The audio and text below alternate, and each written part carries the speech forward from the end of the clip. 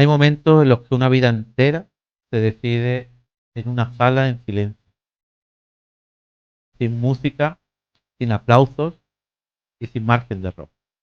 Una declaración, un gesto, un recuerdo que aparece o que no aparece. La psicología forense entra justo ahí, en saber no solo qué pasó, sino por qué pasó y cómo lo vivió cada persona. Hoy en el paréntesis hablamos de la psicología forense y de todo lo que la cabeza puede revelar cuando ya no puede esconder. Bueno, Ana Belén, buenas tardes. Eh, en primer lugar, bienvenida al paréntesis. Eh, Como sabes, bueno, estamos intentando pues traer a este estudio diferentes modos de ver las cosas y también conocer campos de la realidad que, que la gente realmente no conoce. Cuando tenemos un problema, pues vamos al psicólogo, ¿no? Pero hay muchas ramas de la psicología que las personas pues no conocen. Yo el primero, ¿no? Te tengo que reconocer que he estudiado un poco el asunto este para la entrevista de hoy. Porque ya nos vamos a meter un poco en la entrevista y te doy la palabra. La psicología forense, que es lo que tú has estudiado y que tú trabajas en parte, eh, la mayoría de los ciudadanos la reconocemos como si fueran mentes criminales. Pero quiero bueno,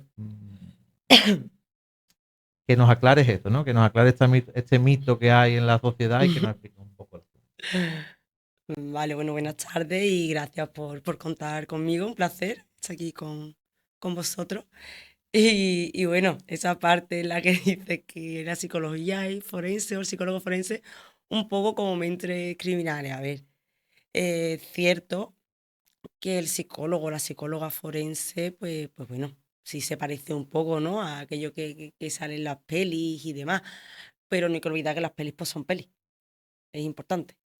Entonces, tenemos ahí el psicólogo de las pelis, ¿no? En el juicio. Es como que llega y ya va a descubrir que está diciendo la verdad, está diciendo mentira. No, no va por ahí. ¿Vale? Esa parte ya no.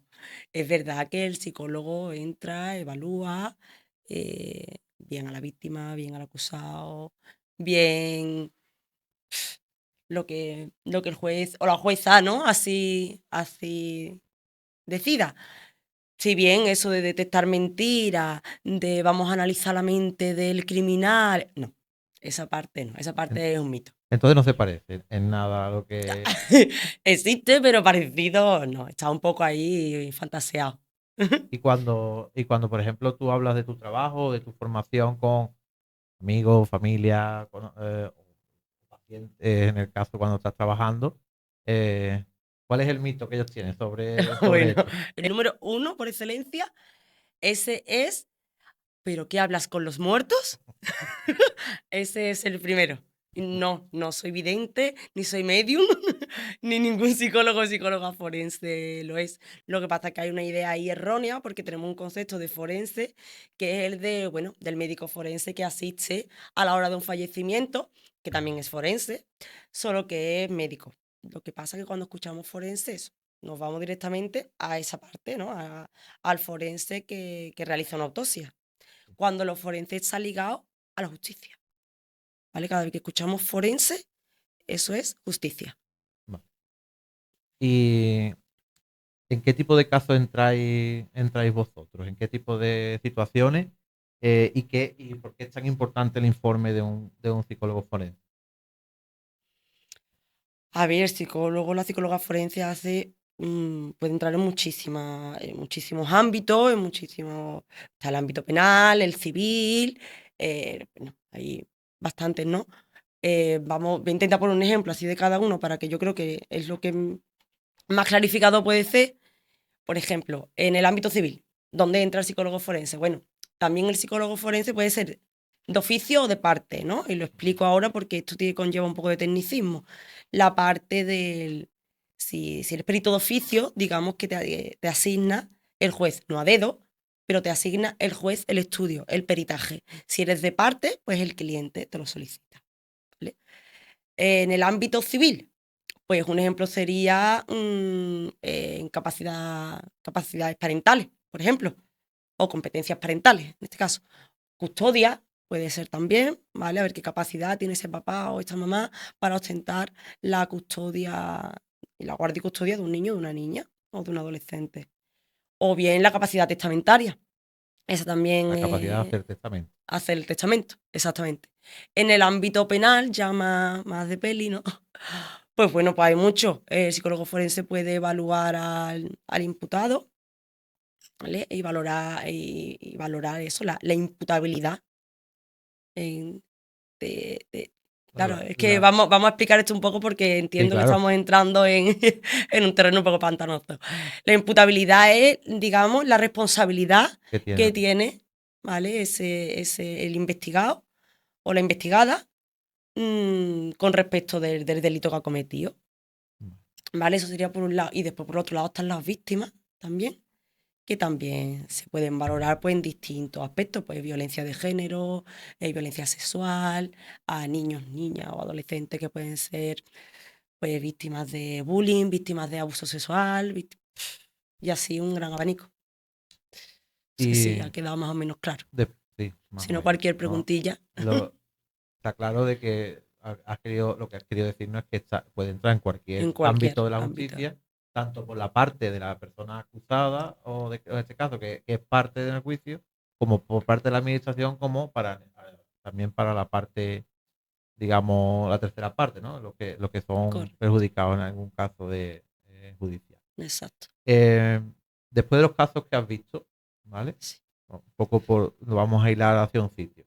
A ver, En la violencia, sí, ¿qué patrones se repiten cuando hace análisis de este tipo? esa es curiosa. A ver, no hay un perfil único. Un perfil único nunca hay. Si hay dinámica, ¿vale? Si se establecen una serie de dinámicas, hablamos de dinámica mejor que de patrones, porque los psicólogos somos así. No es inevitable. Existen dinámicas, ¿vale? Existe, por ejemplo, pues la violencia de género, hay una dinámica establecida eh, Que- que se suele eso, repetir, ¿no? Con sus diferencias, pero se establece, ¿no? Esa parte en la que, bueno, esa asimetría de poder del hombre con respecto de la mujer, esa parte en la que, bueno, hay un poco de manipulación emocional en el sentido de yo te quiero, yo te quiero, yo te quiero, yo al final estoy haciendo todo esto porque tengo mucho miedo de perderte y ahí está la parte, hasta que, bueno, se ejerce la violencia y después de ejercer la violencia, después viene como se le llama luna de miel, en ese caso, a la dinámica, ¿no? La luna de miel, la reconciliación. Ella existe una dependencia emocional, parte de ella, hacia su agresor, y esa es la dinámica que se va estableciendo dentro de ese patrón de violencia, en este caso machista, en el ejemplo que he puesto. Pues hay otros muchos que, bueno, por ejemplo, pues otro tipo de violencia, la violencia sexual, por ejemplo, violencia sexual infantil, la, una de las dinámicas que se establecen también, pues, nada, es que el adulto se aprovecha precisamente de eso, de que es adulto, con respecto del menor o de la menor. Se aprovecha de eso porque se vale precisamente de la simetría que hay entre ellos, de poder, de edad, de cognición, de experiencia. Entonces va un poco por esa parte. y entonces, por ejemplo, con las cosas que nos has estado diciendo, que hay patrones, que hay dinámicas, ¿crees que cualquier persona en diferentes circunstancias podría cometer un tipo de delito de este tipo?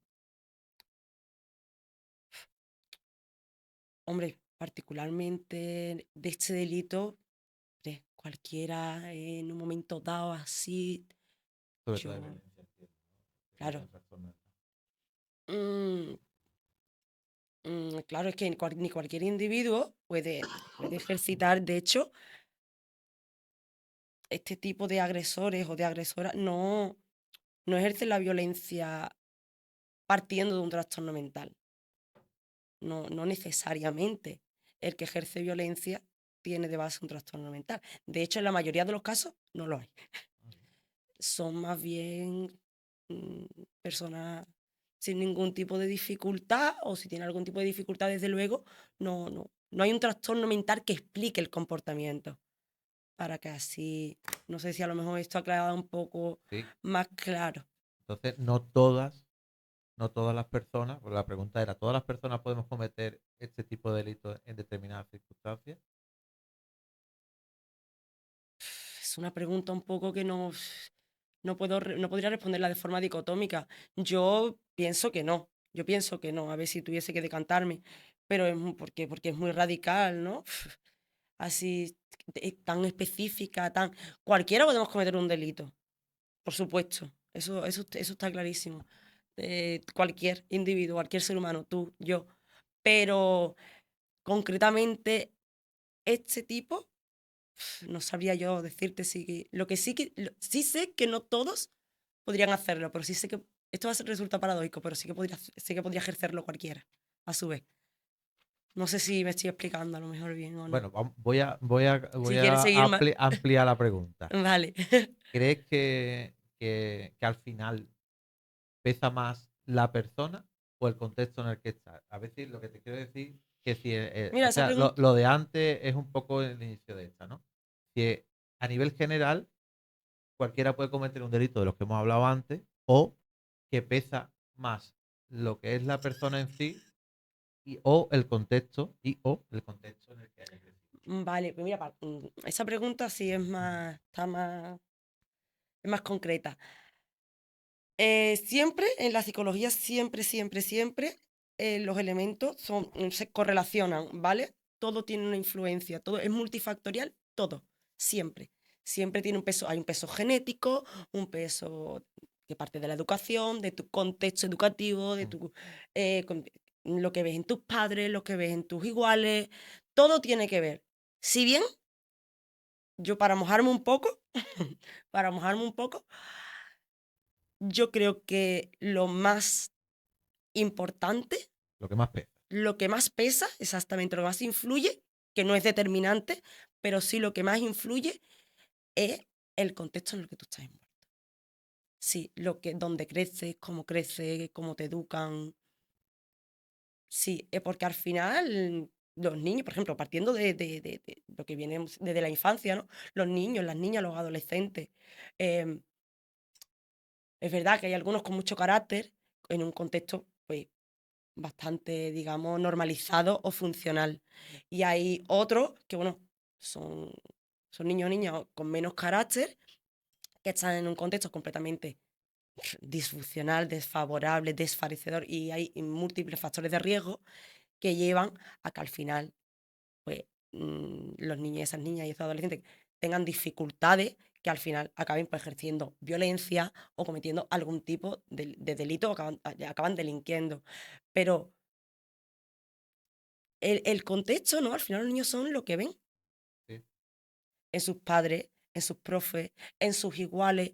Y al final, ese niño que va poquito a poco creciendo es el que hace al humano adulto con valores, con criterios y con forma y con cierto autocontrol, ¿no? Porque, bueno, en todo, yo creo que en un momento dado, todos nos sale esa parte iracunda que se puede convertir en violencia.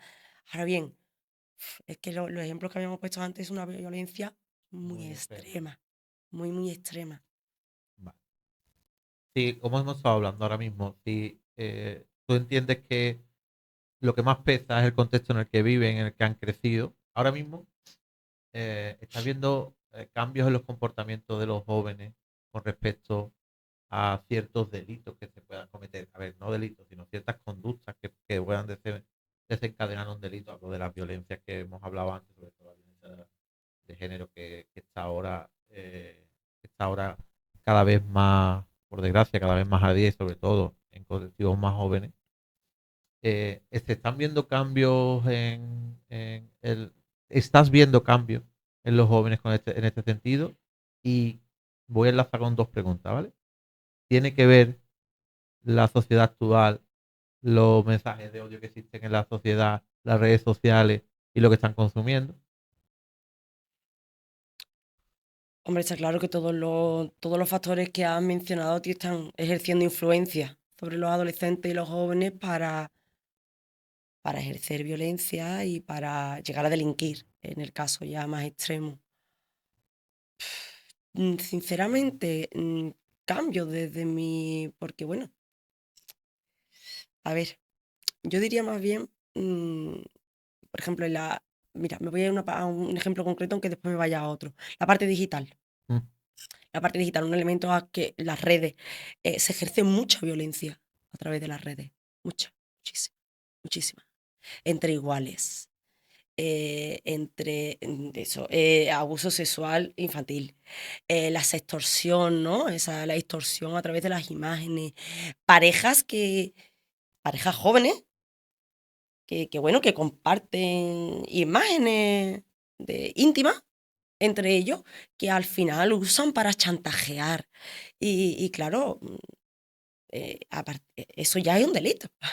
Es que en el momento en el que se Mm. empieza la difusión, y eso puede generar, ya no es solo el delito, un impacto tan grande y una repercusión psicológica tan grande o en esa adolescente, que cuidado, las redes hay que tener mucho cuidado, ¿eh?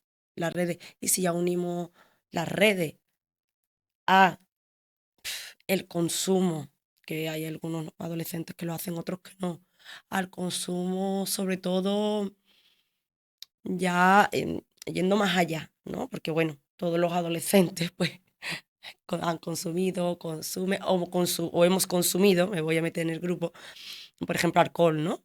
O hemos fumado, pero bueno, un consumo moderado, ¿no? Un consumo moderado que a lo mejor pues hemos tenido la suerte de ver en casa. Ese autocontrol, ese control de la ira si nos enfadamos, ¿no? A la hora de ejercer la violencia, o esa parte ética que te dicen que, bueno, que si tú en tu intimidad con tu pareja estás compartiendo una imagen, pues estás compartiendo una imagen. Y después el problema también que hay es que hay adultos que no son conscientes de eso, pero es que aún menos los adolescentes, es que están en una etapa muy crítica. Entonces, un adolescente que suelta una imagen de su cuerpo, de una parte de su cuerpo, a la red, eso ya pierde el control Totalmente. De ella. totalmente.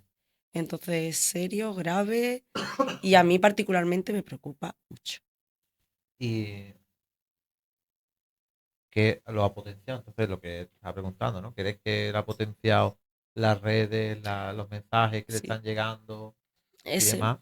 ese modo, sí, eso, la pornografía, bueno, es que eso es otro elemento que está a la orden del día. El niño, la niña o el adolescente accede a la pornografía de una manera tempranísima, ¿no? Ya entre 8 o 9 años tiene a mano los dispositivos, pero yo creo que todo eso, los dispositivos, la digitalización, internet, yo creo que es importante, Y los ¿no? padres que Pero deberíamos de detectar antes, cuando están consumiendo ese tipo de cosas. Los padres y las madres que deberíamos de estar atentos a que estén consumiendo algo. Yo sé que hay muchos que estamos atentos al historial de lo que ven en los teléfonos, ¿no? Pero ¿hay algún tipo de patrón, algún tipo de cosas que se vean en estos menores o jóvenes con respecto a su consumo, al consumo de ciertas reproducciones y de ciertos programas que no deben? a ver, yo creo que todos los padres y las madres intentan pues, controlar y proteger a sus hijos, no con excepciones, siempre hay excepciones que no quieren o no pueden. Yo siempre lo recargo. Pero bueno, en su gran mayoría los padres y las madres de la sociedad son protectores y protectoras. Hay que trabajar en prevención. Eso lo tengo yo clarísimo y voy siempre a muerte. Educación y prevención, en todos los sentidos. Desde el dispositivo móvil, la tablet, ¿no? Vamos a ver, han nacido con el móvil en el mundo, pues es normal que tengan que interaccionar con él, con el móvil, con el ordenador, con la tablet. Pues yo recomiendo, desde en el primer momento, pues por supuesto un consumo moderado, ¿no? Como de todo lo que puede generar adicción, porque las pantallas lo generan. Eso por un lado. Después, por otro lado, con respecto de la visualización de ciertos vídeos y, pues bueno, pues, el control y la supervisión, ¿no? por supuesto siempre se nos puede escapar algo, porque no somos máquinas y somos humanos y nos equivocamos y no podemos estar en todo. Pero bueno, pues mucha supervisión, control parental. El control parental, yo soy de las que pienso que, no sé si decía hasta los 18, pero por lo menos hasta los 16. No, bueno, ahí ya hay indicios de que se van a incrementar las Sí, edades de sí, acceso a las redes sí, sociales. Creo que es algo bastante necesario, ¿no? sí, Necesario totalmente, para lo que estamos hablando, ¿no? Porque hay que totalmente. trabajar en la prevención. Eh, ¿Sirve castigar o llegamos demasiado tarde cuando llegamos a ese momento? Yo soy, a ver, yo no abogo especialmente por el castigo, pero tampoco lo que eliminaría. Yo soy de educación, prevención, la educación y la prevención es lo único que puede llegar a eliminar o cuanto menos reducir o minimizar todo este tipo de problemas. Y bueno, pues castigar, pues yo creo que castigar hay que castigar un poquillo también, ¿no? A los niños, a las niñas, a los adolescentes, a los papás, a las mamás y a aquellos que delinquen también, ¿no? ¿Y crees en la rehabilitación? Sí, yo sí creo en la rehabilitación. Además, yo creo que los psicólogos, las psicólogas, trabajamos para eso. Entonces yo sí creo. Que a veces la realidad es otra, pues también, con todo, vamos, con todo lo he visto, pero sí, yo pienso y quiero seguir pensando que la rehabilitación existe y yo voy a luchar para que se lleve a cabo. Con respecto a antes de que llegue el castigo, ¿no? Pero, ¿qué consejo le darías a alguien que sea ahora joven, ¿vale? Y que necesite ayuda, pero que no sea capaz de pedirla o no quiera pedir? Que puede desencadenar lo que hemos hablado anteriormente. Estas personas que se van.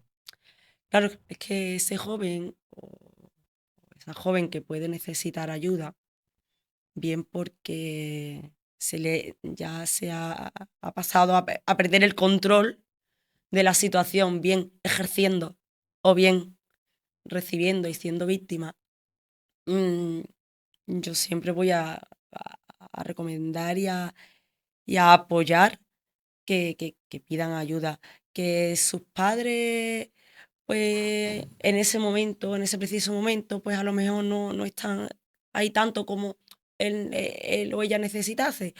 Pues bueno, pues tira de un profesor. O a lo mejor te da vergüencilla hablar con papá o con mamá de eso que te ocurre.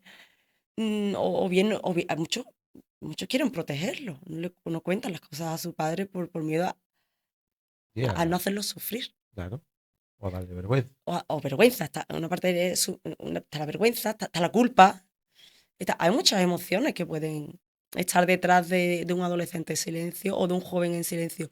Yo recomiendo que hable con un amigo, con una amiga, que hable con la mamá de una amiga si le da vergüenza, o la mamá de un amigo, que hable con un profesor, con un monitor deportivo, con tu entrenador de fútbol, pero que hable, que siempre, siempre, siempre, siempre va a haber alguien que te escuche, que te guíe un poco y a lo mejor pues, posiblemente reciba la ayuda que necesita y ese malestar, pues bueno, se vaya disipando.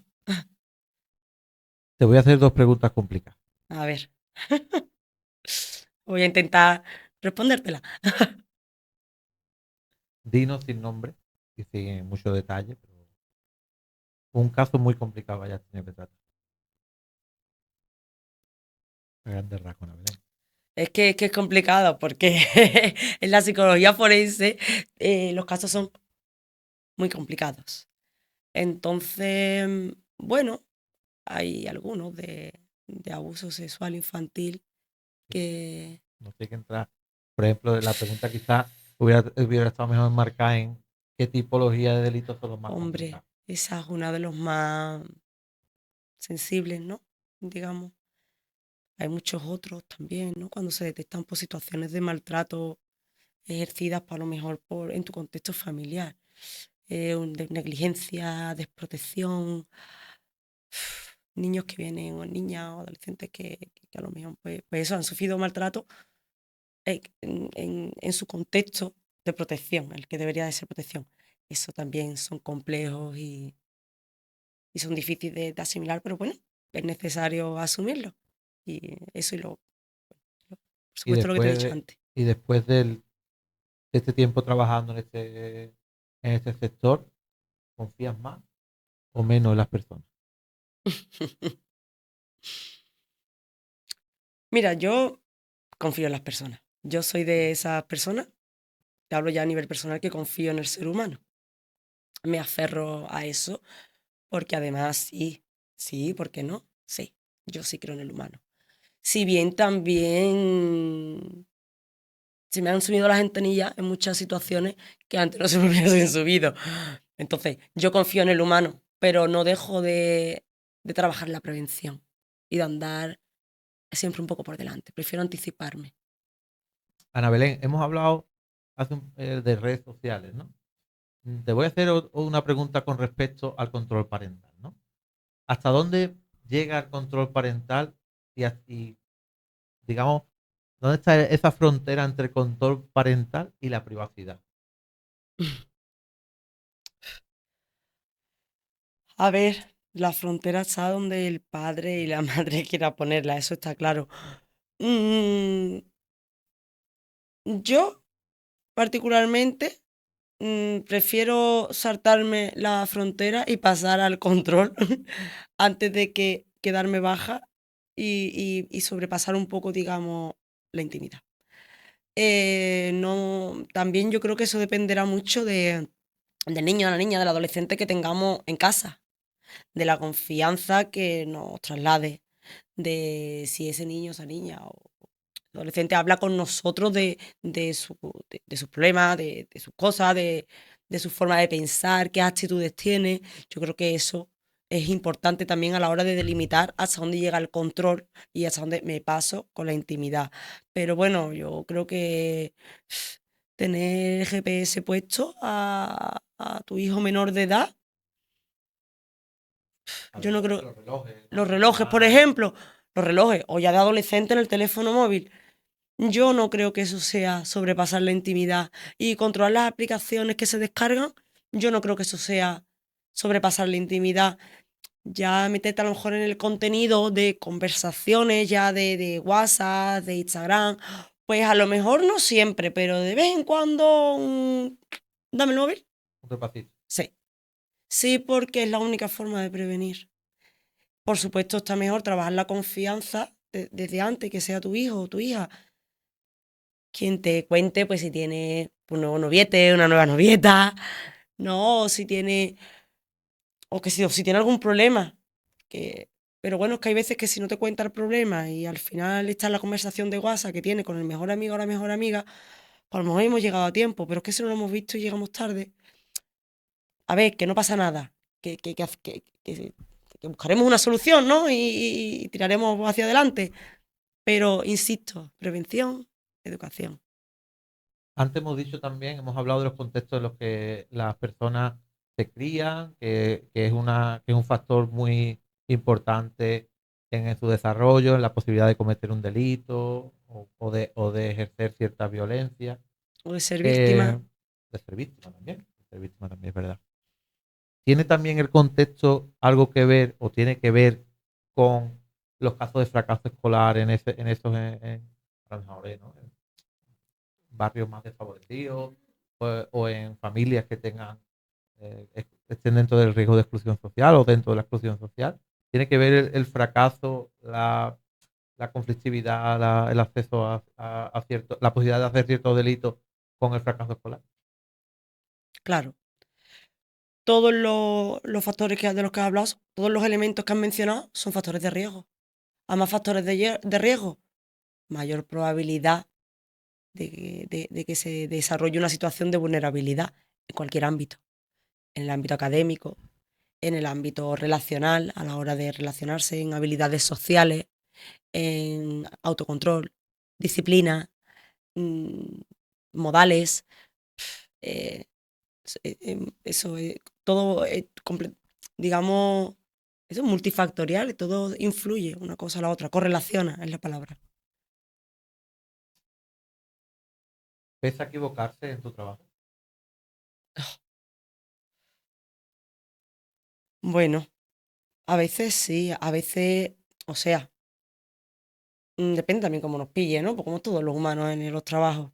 Hay veces que un error no se puede solventar, hay otras veces que sí.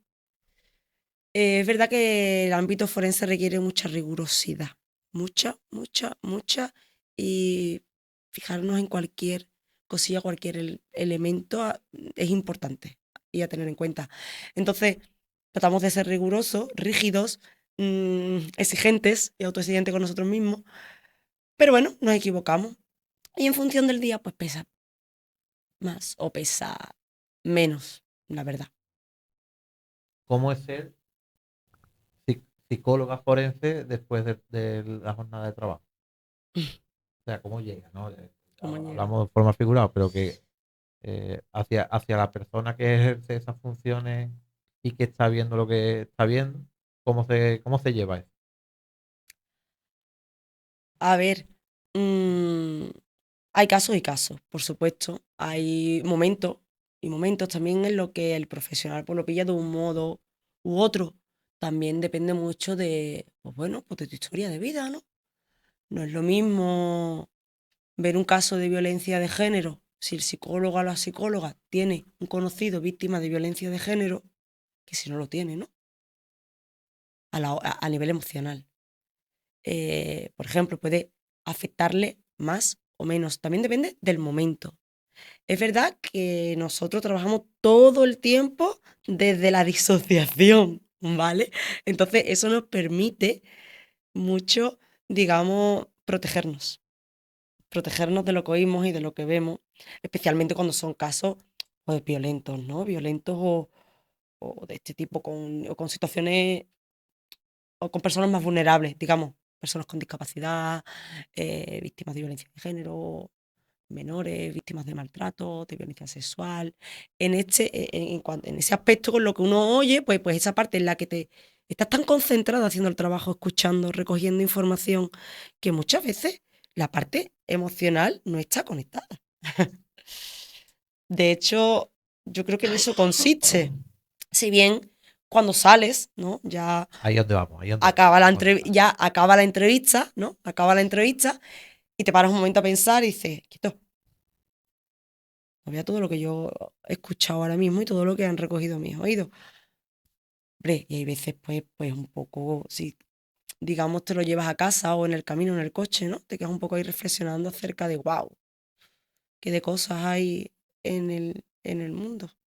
Pero bueno, forma parte del trabajo. Entiendo que como cualquier otra profesión, ¿no? El cirujano que le fallece en la mesa el paciente, el oncólogo que no consigue tratar al Vamos a paciente salvarlo. o salvarlo.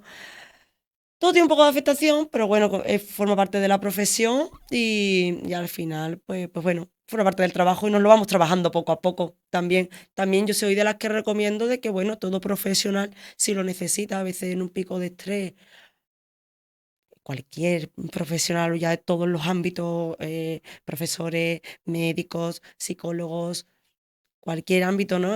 Camareros, camareras, abogados, los jueces y las juezas, si están saturados o están sobrepasados o hay algo que a lo mejor se lo ha llevado un poco más a la parte emocional, pide ayuda, acude al Normal. psicólogo, que se nos olvida mucho eso de, de que, bueno, de por qué tenemos que estar todo el tiempo aquí, ¿no? Hay que ir Hay con veces que estamos un poco más bajos, no pasa nada.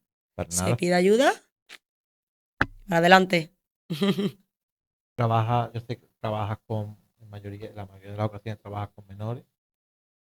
eh, si en este ámbito, ¿no? En este sector en el que estás trabajando, si tuvieras 2 minutos para decirle al responsable de las políticas públicas que afectan a tu sector, ¿qué le dirías? Uf, diría un montón de cosas. Mira, voy a partirlo en dos, Vale, ¿vale? Voy a hacer dos demandas claras, sencillas y concisas, pero con voz, ¿vale? La salud mental, por favor, necesita más recursos, pero no solo en menores, en adultos, en ancianos. No puede haber un psicólogo en la sanidad pública para la cantidad la ratio es lamentable, esa por un lado, ¿vale? Porque es que no se pueden atender. Y además no se pueden atender bien, porque hay muy buenos profesionales en la sanidad pública, pero no pueden, no No pueden, puede. no pueden, no pueden. Esa, por un lado, de forma más genérica. Y la otra, que me concierne bastante en el ámbito de la justicia, pues mira, más recursos, porque hay que darle movimiento a esto. No se puede poner una denuncia o abrir un procedimiento y que la vista y el juicio sea a los 5 o a los 6 años. Eso es lamentable, eso no puede ser. Es que eso no puede ser, es que no puede ser, porque a la víctima la revictimiza. Si la víctima es un niño o una niña, se vuelve adulto, ¿vale? Es que si pasa, bueno, te hablo 5 o 6 años de media, con prisita 2, 3, y algunos pues hasta 10. Entonces, no. Yo no puedo haber hecho un peritaje en 2022 y que yo no sepa nada del juicio todavía, como perito. Rapidez Rapidez, eficacia, eficiencia, y medios humanos y materiales que también le hacen falta. por supuesto. Eso una cosa conlleva a la otra. Vale. Bueno, no sé, algo que te haya, o sea, que no te haya preguntado, pero que quieras decir con respecto a tu tema. A lo que quieras, vamos, a lo que quieras. Bueno, así nada, la verdad que las preguntas han sido bastante interesantes. Creo que más o menos ha quedado claro lo que se dedica el psicólogo o la psicóloga forense, porque bueno, hay que darle visibilidad a este ámbito. Pero recálcalo si quieres, haz dos o tres. Nos encargamos de esto, esto y esto. Vale, Y ya bueno, es un poco lo que hemos lo puesto dejas como idas puertas. al principio, ¿no? El psicólogo forense, bueno, es importante, antes que me has preguntado, bueno, ¿por qué es tan decisivo el informe? Que a lo mejor pues, no es que sea, bueno, decisivo como tal, pero bueno, es importante porque es que a veces el juez o la jueza no tiene esa información que necesita, ¿no? El juez o la jueza va pues recogiendo pruebas para llegar a su mejor dictamen en base a la ley. Pero no sabe de todo. No puede saber de medicina, no puede saber de psicología, no puede. Entonces, mm, hay veces que lo único que hay, a veces, no siempre, es el informe psicológico. Porque hay otras cuestiones o otras pruebas que son más visibles o más tangibles, ¿vale? Porque si hay una herida, pues la herida la palpas y la herida está ahí. Y si hay una prueba de una reproducción porque hay una cámara que ha grabado, pues esa prueba está ahí. Y si hay una conversación de WhatsApp que anticipa, está ahí. Pero ¿dónde está lo que se queda en la parte psicológica? ¿Dónde está el daño? ¿Dónde está la repercusión? ¿Dónde se queda? En el informe que el psicólogo forense hace de la Y ahí es donde forma. estáis vosotros. Y aquí es donde entramos nosotros por supuesto, desde la objetividad, la imparcialidad y el rigor científico, por supuesto. Siempre no es algo a dedo, ¿no? Es pura ciencia y basándonos pues en la literatura científica. Bueno, la verdad, pues me quedo con una de las frases que has dicho, que me parece muy bien para, digamos, finalizar este programa, ¿no? Que si necesitamos ayuda, la pidamos, en el ámbito que sea. Y, y te doy las gracias. Te doy las gracias por echar este ratito con nosotros, que seguro que los que nos van a ver, pues también se les va a aclarar más que no eres de mentes criminales y que lo que hace es psicología forense, que es muy necesaria en la sociedad. Gracias a ti, gracias por contar conmigo. Ha sido un placer compartir este ratito con vosotros. Gracias.